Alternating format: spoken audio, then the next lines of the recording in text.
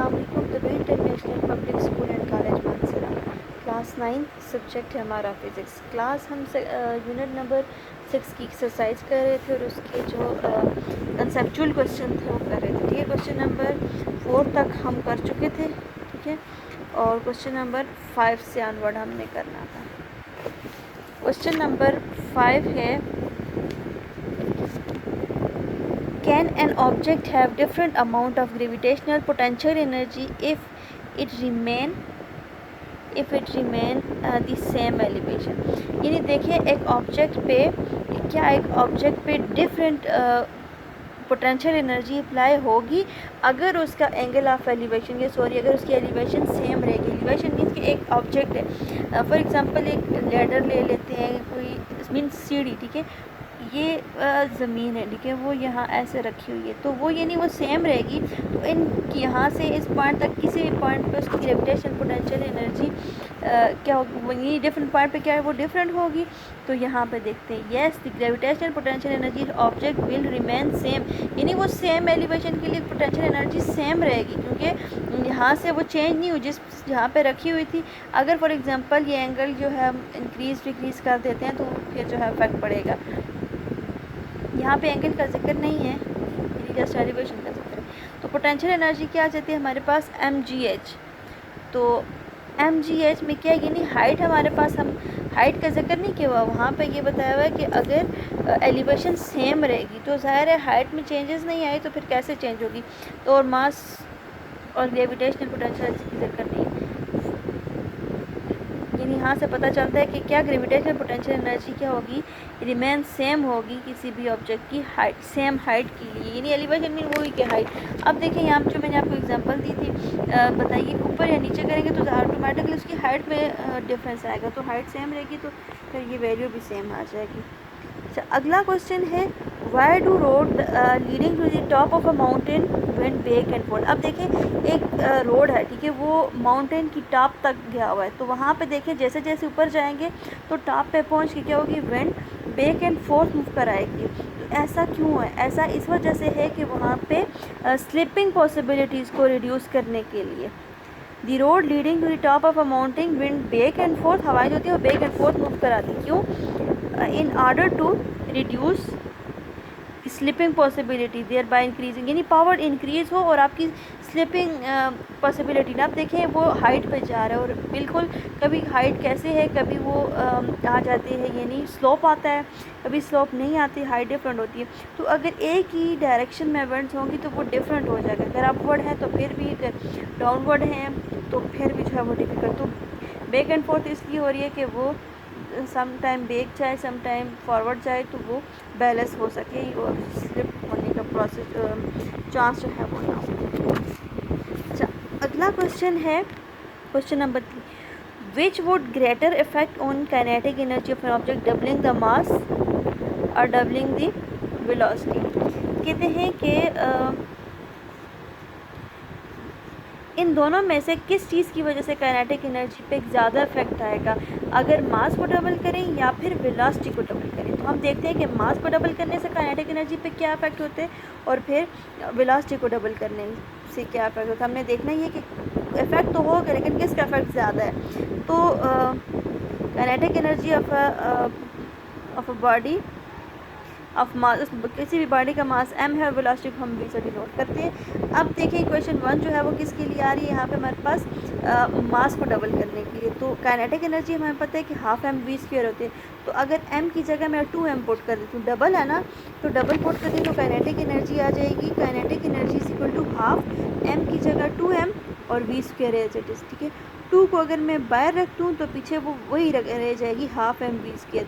तो half M V square, तो ये काइनेटिक एनर्जी थी 2 काइनेटिक एनर्जी, इसका मतलब है वो काइनेटिक एनर्जी उस पहली वाली काइनेटिक एनर्जी पे क्या इफेक्ट हुआ है कि वो डबल हो गई है, यानी मास को डबल करने से काइनेटिक एनर्जी डबल हुई है। लेकिन अब अगला देखना है कि काइनेटिक एनर्जी पे इफेक्ट क्या होगा अगर वेलोसिटी को डबल कर देंगे, डबल करने। तो जैसे मास को डबल किया था ऐसे वेलोसिटी को भी डबल कर देते हैं, v is equal to 2v कर देते हैं। ठीक है, तो क्या हो जाएगा, इक्वेशन क्या है, kinetic energy is equal to half M V square होता है ना, तो half as it is M v की जगह 2v और होल स्क्वायर आ जाएगा। ये इक्वेशन वापस लगाइए, ठीक है। हाफ m तो 2v v का स्क्वायर था तो यहाँ पे 2v का स्क्वायर आ जाएगा, तो स्क्वायर दोनों पे अप्लाई होगा। तो 2 का स्क्वायर आ जाएगा हमारे पास 4 और v का स्क्वायर v, तो 4 को यहाँ पे बाहर लिख देते हैं, बाकी हाफ एम वी स्क्वायर बचते, तो ये 4 काइनेटिक एनर्जी बन जाएगी। इसका मतलब है काइनेटिक एनर्जी पे 4 टाइम यानी काइनेटिक एनर्जी इंक्रीज हुई है। तो दोनों में से किसका इफेक्ट ज़्यादा हुआ है, किसकी कौन सी चीज़ डबल करने से, यानी वेलोसिटी डबल करने से काइनेटिक एनर्जी पे ज़्यादा इफेक्ट हुई है, वो 4 टाइम ग्रेटर होगी, ठीक है। ये कौन सा क्वेश्चन था, क्वेश्चन नंबर 7। अब आ जाते हैं हम क्वेश्चन नंबर 8 पे। ये भी कुछ इसी तरह से है।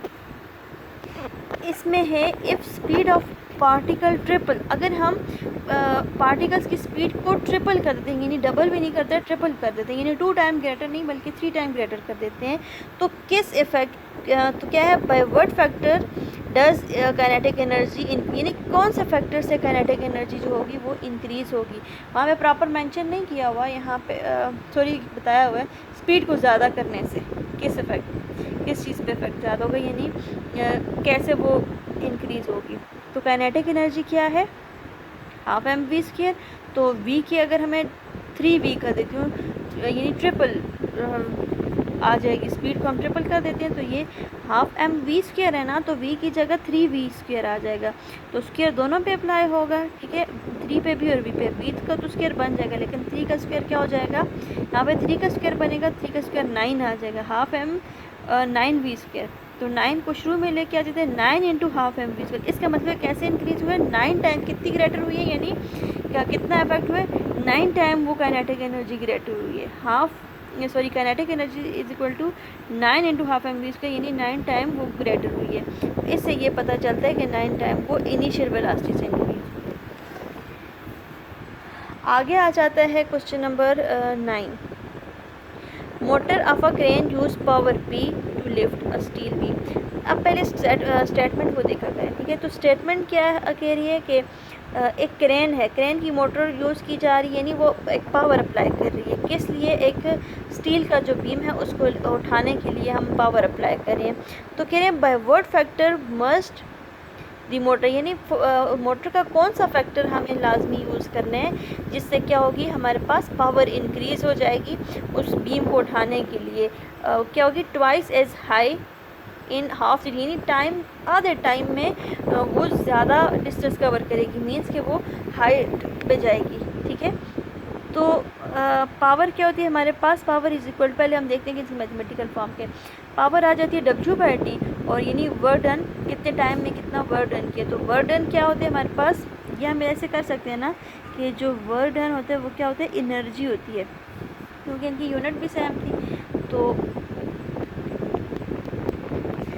Work done is equal to, यहाँ पे हम, अच्छा हाइट पे गई है, ठीक है, पोजीशन चेंज हुई है, तो मैं ये कह सकती हूँ कि यहाँ पे पोटेंशियल एनर्जी का जिक्र है, तो यहाँ पे पोटेंशियल एनर्जी यूज़ करेंगे, तो यहाँ पे आ जाएगी W इज़ इक्वल टू, तो यहाँ पे आ जाएगा W is equal to potential energy, ठीक है।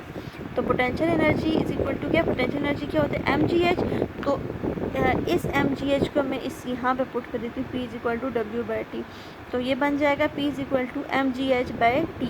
तो क्या हुआ है, हाइट डबल हो जाएगी, यानी कैसे उस पर इफ़ेक्ट होगा, अगर पूछा हुआ ये कि टाइम, कम टाइम में वो जो उसकी हाइट है ना वो डबल हो जाएगी, ठीक है। तो कैसे उसकी पावर इंक्रीज़ हो जाएगी, तो यहाँ पे हम क्या कर देते हैं, टाइम को हाफ़ कर देते हैं, time is equal to half है, यानी T/2, और हाइट कितनी है, 2/h है, गिवन है।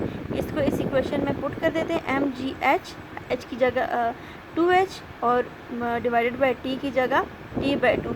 अब जब डबल डबल है ना, तो लास्ट वाली क्या है, फर्स्ट के साथ आके मल्टीप्लाई हो जाएगी, तो ये 2 को मैं स्टार्ट में लिख देती हूँ, 2mgh, और ये जो लास्ट वाला 2 है ये फर्स्ट में आके मल्टीप्लाई हो जाते हैं। असल में फर्स्ट उसी तरह से रहती है, नेक्स्ट वाली जो होती है वो नेक्स्ट फ्रैक्शन मल्टीप्लाई का साइन डाल के उसका जब पोजीशन चेंज कर देते हैं तो वो इसी तरह से आ जाती है मल्टीप्लाई होके, या फिर वो फर्स्ट के साथ मल्टीप्लाई हो जाते हैं, वही है, ठीक है। तो ये 2 × 2 4mgh/T, बाकी वही रह गया, यानी इसको इस इक्वेशन में अगर पुट किया तो ये P इज इक्वल टू, बाकी पावर ही बढ़ रही mgh/t, लेकिन 4 है, इसका मतलब है पावर कितनी इंक्रीज़ हुई है, 4 टाइम इंक्रीज़ हुई है। तो क्या हुआ कि अगर हम टाइम को हाफ कर देंगे और हाइट को डबल कर देंगे तो पावर क्या हो जाएगी, 4 टाइम आ जाएगी। ठीक है, तो ये आपके कंसेप्चुअल क्वेश्चन थे, यहाँ तक क्लियर हो गया, एंड हो गया। ठीक है, अगर किसी को कोई प्रॉब्लम है तो आज की क्लास में वो पूछ सकते हैं। उसके अलावा नेक्स्ट क्लास में हम न्यूमेरिकल करेंगे। ठीक है, और अच्छा, उसके अलावा आपका होमवर्क ये है कि ये जितने भी शॉर्ट क्वेश्चन हैं, कंसेप्चुअल क्वेश्चन है, ये क्वेश्चन टोटल क्वेश्चन 9 है। ठीक है, ये इनको आपने अपने पास कॉपी पे लिखना है और मुझे चेक कराना है कॉपी पे। थैंक यू, अल्लाह हाफिज़।